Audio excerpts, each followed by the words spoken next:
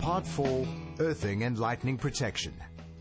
The surge protection provided by the unit relies on an effective earth. Besides ensuring that the main supply is properly earthed back at the distribution board, also tie the earth of the power supply and controller to the base plate. To improve the earthing at the operator, install an earth spike right next to the operator and connect this firmly to the base plate. If you are using a copper-plated steel rod, you can hammer it through the plate as shown and weld it to the plate to ensure an excellent earth.